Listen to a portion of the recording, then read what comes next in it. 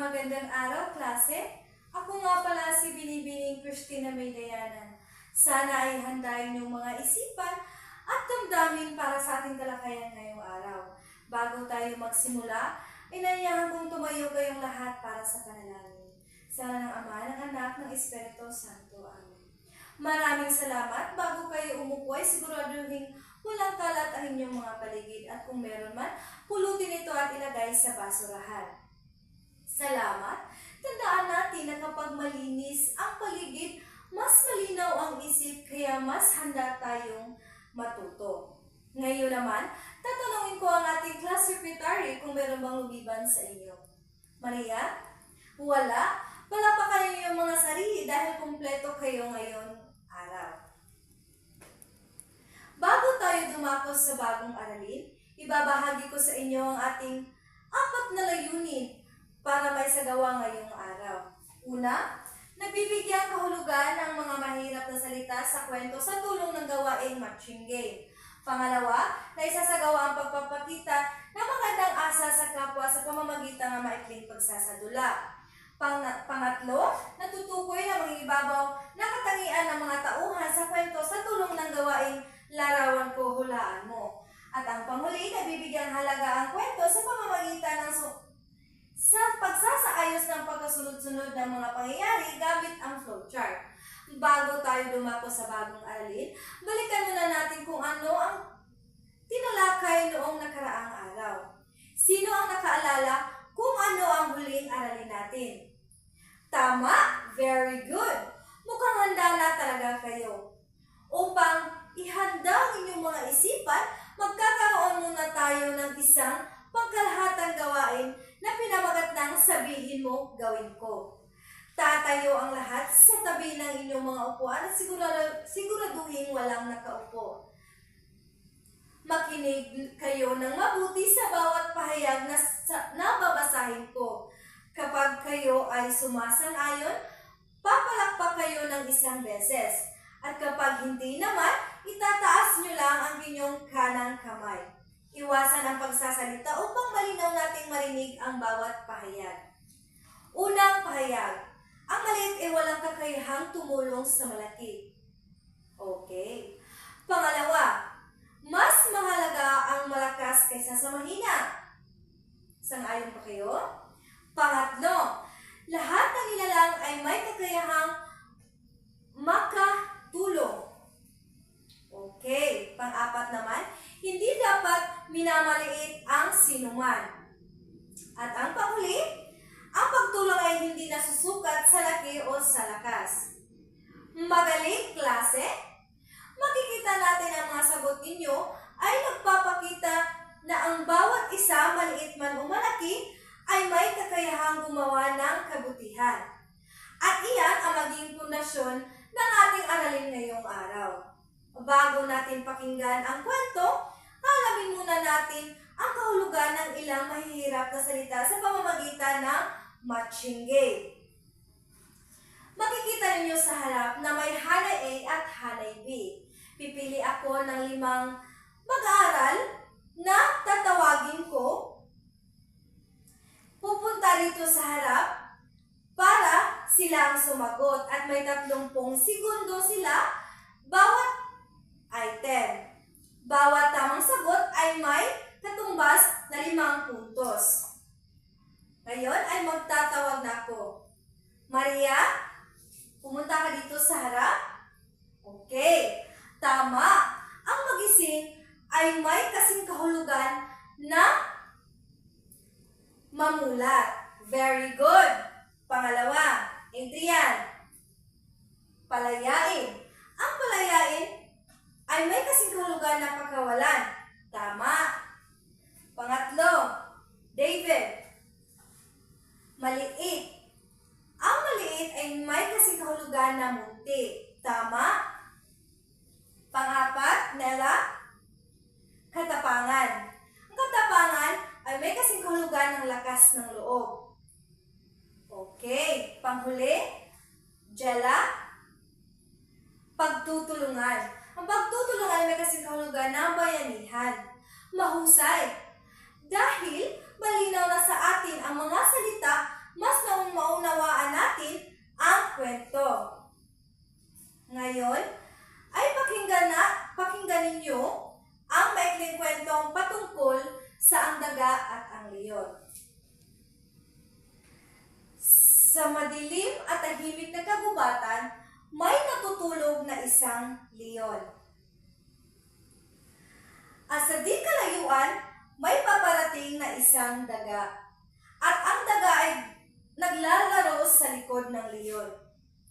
At biglang nagising ang leon at akmang kainin ang daga. Dali-daling nagmakaawa ang daga na huwag siyang kainin at palayain siya. Dahil nasa mabuting kalooban ang leon, pinagkawalan ng leon ang daga. At ang daga naman ay dali-daling tumakbo papalayo. Sa di kalayuan, isang araw naglalakad ang leon. At hindi inasahang nahuli siya ng lambat ng isang mangangaso. Sa gusto niyang makawala, siya ay nanghina dahil siya ay pumipiglas. Di kalayuan, narinig ng daga ang ungol ng leon at agad siyang pumunta kung saan nagmula ang ingay na iyon. Nakita niyang ang leon ay nasa loob ng lambat. Agad naman niyang tinulungan ito para ito ay makawala. Agad siyang umakyat sa puno at ninatnat ang lambat hanggang sa makawala ang leon. Agad naman napasalamat ang leon sa daga dahil sa kabutihang ginawa nito. Mula noon, naging magkaibigan na ang daga at ang leon. Ngayon, tapos na nating pakinggan ang kwento. Atin namang itong susuriin. Bubunot ako ng pangalan mula sa kahon. Walang ligtas, pero lahat may pagkakataon. Okay. David, sa palagay mo, saan nagmula ang kwento at bakit ito patuloy na ikinikwento hanggang ngayon? Tama, dahil may aral itong napapanahon. Pangalawa, Christina, okay. Sino ang natulog sa kagubatan at nagising dahil sa daga? Tama, ang leon. Pangatlo, Maria, ano ang ginawa ng leon sa daga nang una silang magkita? Very good. Hinuli niya ito, ngunit kalaunan ay pinalaya rin. Pang-apat, Jella, saan nahuli ang leon? Tama, sa lambat ng mga mangangaso. Panglima, Nella, kailan tumulong ang daga sa leon? Mahusay, nang makulong ang leon sa lambat. Pang-anim, May, bakit mahalagang hindi maliitin ang sinuman? Okay, excellent answer. Dahil ang bawat isa ay may kakayahang makatulong. Upang higit na nating maunawaan ang kwento, magkakaroon tayo ng pangkatang gawain. Gamit ang ibibigay kong flowchart. Ayusin ninyo ang mga pangyayari ayon sa tamang pagkasunod-sunod. Tapos na ba kayo? Magaling! Ipinakita ninyo na malinaw ninyong naunawaan ang simula, gitna at wakas ng kwento. Ngayon naman, ipapakita ko sa inyo ang pag-unawa sa pamamagitan ng pagsasadula. Sa parehong pangkat, pipili kayo ng isang tagpo at ipapakita ito sa harap ng klase. Tandaan, mahalaga ang kilos, emosyon, at aral ng kwento.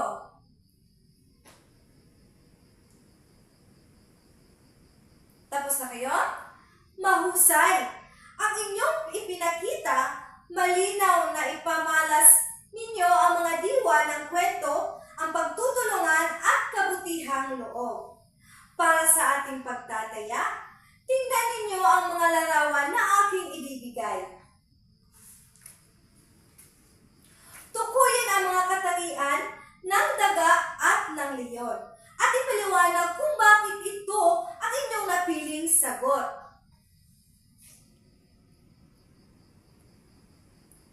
Tapos na ba kayo? Okay, mabuti kung ganon. Salamat sa inyong pagsisikap.